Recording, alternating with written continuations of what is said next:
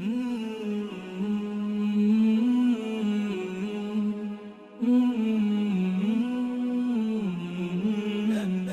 اللهم لبيك لبيك لا شريك لك لبيك إن الحمد والنعمة لك والملك. حج کے حوالے سے کچھ اس کا جغرافیہ ہے، یا آپ جو سمجھ لیجیے جو احادیث میں اس کے کچھ مقامات کا تذکرہ آیا ہے، تو وہ بھی میں چاہتا ہوں کہ آپ کے سامنے ذکر کر دوں. جو الفاظ ہم بار بار ذکر کر رہے ہیں، میقات ہے، حدود حرم ہے، تو اس کا معنی کیا ہے اور یہ کیا چیز ہوتی ہے. تو حج و عمرے کا جغرافیہ کے اندر دو چیزیں آتی ہیں، ایک میقات ہے اور ایک حرم مکہ ہے. میقات کیا چیز ہوتی ہے؟ میقات سے مراد وہ مقامات ہیں جہاں سے ایسا شخص جو عمرے کی نیت سے یا حج کی نیت سے جا رہا ہے تو وہ بغیر احرام کے نہیں جا سکتا. یعنی یہ کچھ باؤنڈریز ہیں، یہ ایک باؤنڈری ہے. جب آپ مکہ اس باؤنڈری کے اندر ہے، جب آپ اس باؤنڈری سے گزریں گے، اس حد سے گزریں گے اور آپ کا ارادہ ہے حج کرنے کا یا عمرہ کرنے کا، تو اس باؤنڈری سے آپ بغیر احرام کے نہیں گزر سکتے. اور یہ بات حدیث میں ذکر ہوئی ہے. نبی صلی اللہ علیہ وسلم، عبداللہ بن عباس فرماتے ہیں کہ رسول اللہ صلی اللہ علیہ وسلم نے اہل مدینہ کے لیے ذوالحلیفہ ایک جگہ کا نام ہے، اہل نجد کے لیے قرن منازل، اہل یمن کے لیے یلملم کو میقات مقرر کیا. یہ ان کے لیے بھی ہے اور ان لوگوں کے لیے بھی ہے جو اس راستے سے حج عمرے کی نیت سے آئیں. اور جو لوگ ان مواقیت کے اندر رہتے ہیں، ان جگہوں کے اندر رہتے ہیں، وہ اپنے علاقے سے ہی احرام پہنیں گے، حتیٰ کہ اہل مکہ سے احرام پہنیں گے. یعنی جو میقات کی باؤنڈری کے اندر ہے، تو جیسے جدہ ہے مثال کے طور پہ، تو جدہ جو ہے وہ میقات کے اندر ہے. تو جو جدہ میں رہتا ہے اس کو میقات پہ جانے کی ضرورت نہیں ہے، وہ جدہ سے ہی حج یا عمرے کا احرام پہن کے جا سکتا ہے. اور جو مکہ میں موجود ہے، یعنی جو مکہ کے رہائشی ہے، ہم اور آپ نہیں، کیونکہ ہم تو مسافر ہیں، جو مکہ کا رہائشی ہے تو وہ مکہ سے ہی حج کا احرام پہن سکتا ہے، اس کو میقات پہ جانے کی ضرورت نہیں ہے. میقات اس شخص کے لیے ہے جو میقات سے باہر ہو اور میقات سے وہ گزر رہا ہو اور اس کے حج اور عمرے کی نیت ہو. یہ ایک نقشہ آپ کے سامنے تاکہ آپ کو آئیڈیا ہو سکے کہ یہ باؤنڈری کیسی ہے. ذوالحلیفہ، الجحفہ، ذات عرق، السید الکبیر اور قرن منازل، یلملم، یہ مختلف میقات ہیں. یہاں مکہ موجود ہے اور اس طرف مدینہ موجود ہے. یہ ذوالحلیفہ یہاں پر آتا ہے. ذوالحلیفہ جو ہے یہ مدینہ سے آتے ہوئے یہ میقات آتی ہے. اس کا ایک نام ہے ابیار علی. ابیار علی کا معنی ہے علی رضی اللہ عنہ کے کنویں. اس کا نام ابیار علی اس لیے رکھا گیا کیونکہ یہاں پر ایک مشہور قصہ ہے کہ علی رضی اللہ عنہ نے یہاں پر کنویں میں اتر کے جنوں سے لڑائی کی تھی. اور یہ قصہ بالکل جھوٹا ہے، من گھڑت ہے، اس کی کوئی جو ہے وہ سند موجود نہیں ہے، لیکن لوگوں میں چونکہ مشہور ہو گیا تو اس جگہ کا نام ابیار علی رکھ دیا گیا. تو یہاں پر اصل اس کا نام جو نبی صلی اللہ علیہ وسلم کے دور میں تھا وہ تھا ذوالحلیفہ. یہ وہاں پر ایک مسجد ہے، مسجد ذوالحلیفہ کے نام سے، بہت بڑی مسجد ہے. آپ دیکھ سکتے ہیں کہ مسجد درمیان میں موجود ہے اور مسجد کی جو باؤنڈری ہے اس پہ غسل خانے تعمیر کیے گئے ہیں تاکہ جو بھی حاجی وہاں پر جائے تو وہاں پر غسل کر کے وہ احرام پہن سکے.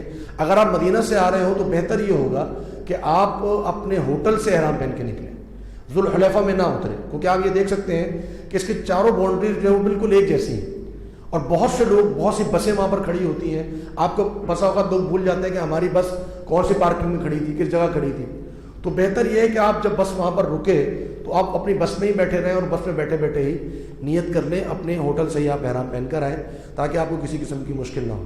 تو بہرحال یہ ذوالحلیفہ ہے. یہ جحفہ ہے، یہ شمال افریقہ والوں کے لیے ہے، یہ ہمارے لیے نہیں ہے. اسی طرح جو ہے یہ قرن منازل اور سیر الکبیر اس کا نام رکھا جاتا ہے. یہ ریاض سے اور جو یو اے ای سے جو لوگ آتے ہیں وہ اس جگہ سے احرام پہنتے ہیں. وہاں پر بھی مسجد تعمیر ہے، موجود ہے. یہ یلملم ہے. یلملم وہ جگہ ہے جہاں سے آپ بائی ایئر گزریں گے. جب آپ کراچی سے جا رہے ہوں گے تو آپ بائی ایئر یلملم کے اوپر سے گزریں گے. یعنی یہ وہ میقات ہے جس کی اناؤنسمنٹ ہوگی جہاز کے اندر کہ جب ہم میقات سے گزر رہے ہیں، آپ حج کی نیت کر لیں. تو یہاں سے جاتے ہوئے یلملم کی میقات آتی ہے جہاں سے آپ نے احرام پہننا ہے. چونکہ آپ جہاز میں ہوں گے تو لہٰذا آپ کو جہاز کے اندر ہی نیت کرنی ہوگی. وہاں پر بھی یہ مسجد جو ہے وہ موجود ہے. ذات عرق، یہ عراق والے جو عراق سے آتے ہیں وہاں پر احرام پہنتے ہیں. تو یہ مختلف مقامات ہیں جن کا ذکر جو ہے وہ احادیث میں آتا ہے. تو ہمارے لیے دو میقات ہیں، ایک یلملم کی میقات ہے جس سے ہم بائی ایئر گزریں گے، ایک ذوالحلیفہ کی میقات ہے جہاں سے ہم مدینہ سے آتے ہوئے گزریں گے. دوسرا جو نام آتا ہے وہ ہے حرم مکہ. میقات تو ہمیں سمجھ میں آ گئی. حرم مکہ کیا ہے؟ حرم مکہ جو ہے یہ بھی ایک باؤنڈری ہے اور یہ باؤنڈری میقات کی باؤنڈری کے اندر ہے. حرم مکہ جو ہے یہ ایک ایسا علاقہ ہے، مقدس علاقہ ہے جس کی حدود ابراہیم علیہ السلام نے اللہ تعالیٰ کے حکم سے مقرر کی تھی.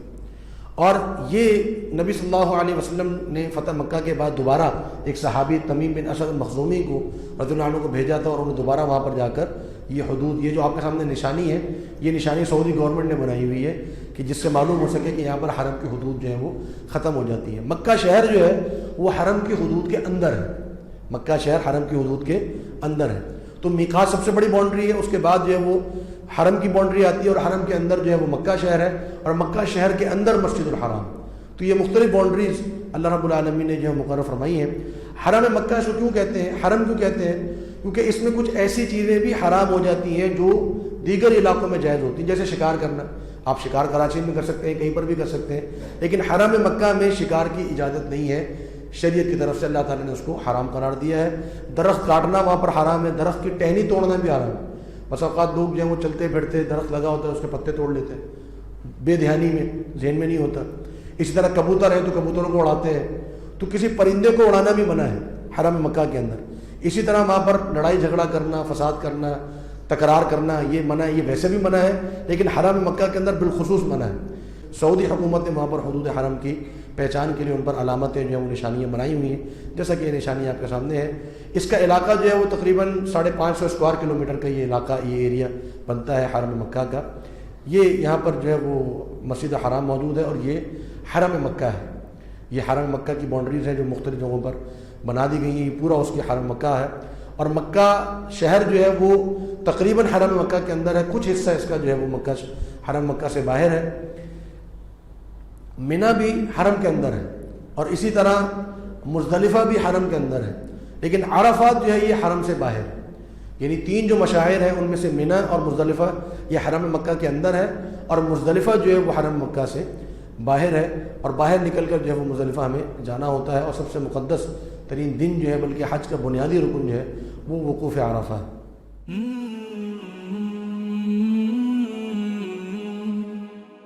سبسکرائب کریں اور بیل آئیکن پر کلک کریں تاکہ آپ کو بر وقت ہماری ویڈیوز کا نوٹیفیکیشن مل سکے۔